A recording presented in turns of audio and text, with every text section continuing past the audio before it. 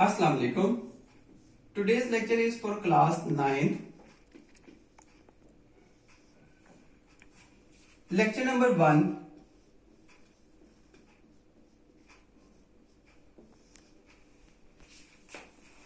Date is 17 May 2020. Students, we are going to start our chapter number 1 from our new book. And the chapter number 1 is problem solving.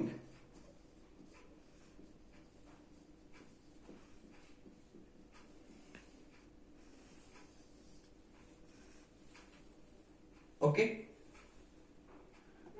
Problem solving के लिए आपकी new book में क्या दिया है? कहता है कि प्रॉब्लम सॉल्विंग के कुछ स्टेप्स हैं जो कि आज हम डिस्कस करेंगे, which is your topic number 1, problem solving steps.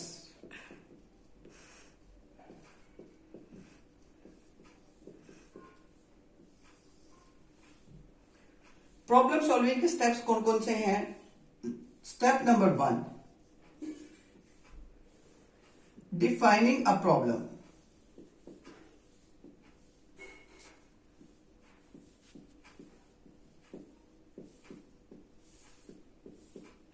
Defining a problem का मतलब है मसले का मालूम होना.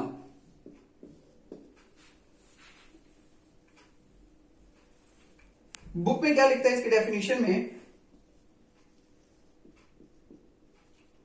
अ well defined problem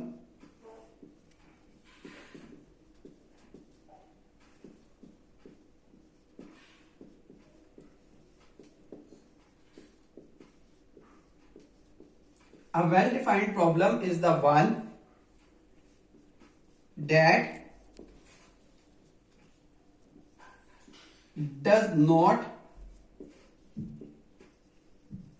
contain any ambiguities.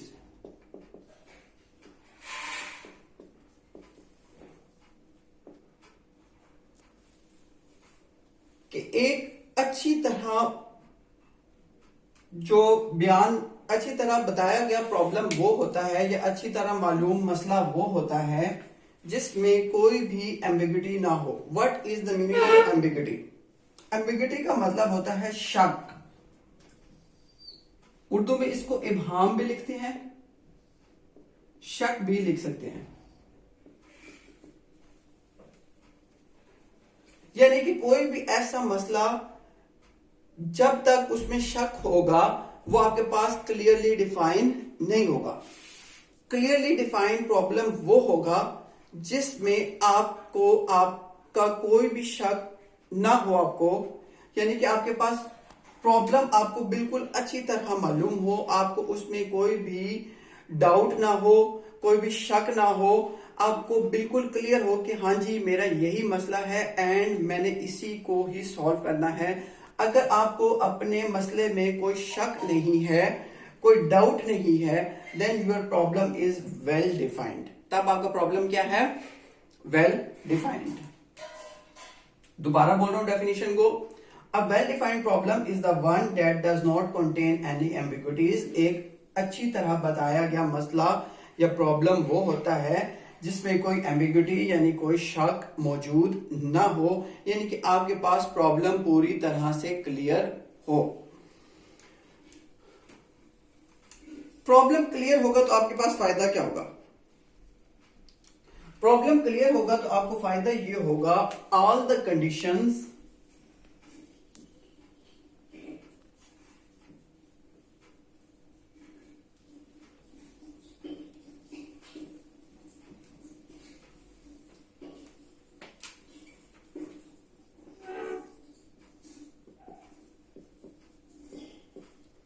all the conditions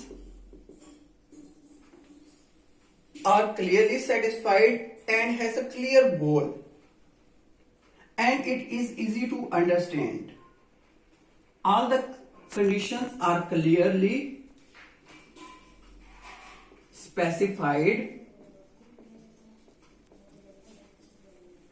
कि आपको तमाम की तमाम जितनी भी आपकी कंडीशंस हैं, यानी कि जो भी आपका प्रॉब्लम है, जिस वजह से प्रॉब्लम आया, जो प्रॉब्लम है, जिस माहौल में प्रॉब्लम आ रहा है, जिस चीज का प्रॉब्लम है, वो सारा के सारा आपको तमाम की तमाम कंडीशंस आपको क्लियर हो जाएंगी। ये अगर आपको क्लियर है, then your problem is well defined. Number 2, it has clear goal. जब आपका प्रॉब्लम वेल डिफाइंड तब होगा जब आपका गोल क्लियर होगा। गोल क्लियर होने से क्या मुराद है? गोल क्लियर होने से मुराद ये है कि आपको मालूम हो कि मेरा मसला ये है और मुझे इसको सॉल्व करना है, तो मुझे ये अचीवमेंट हासिल होगी, या मैं इस प्रॉब्लम को सॉल्व करके ये अचीवमेंट हासिल कर लूंगा। ये है आपका goal. Okay, it has a clear goal. It is easy to understand and solve.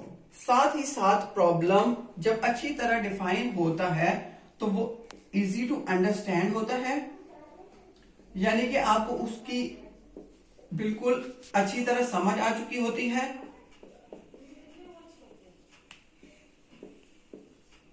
And easy to solve, और वो फिर जब आपको उसकी अच्छी तरह समझ आ जाती है तो आपको उसका हल करना भी आसान हो जाता है।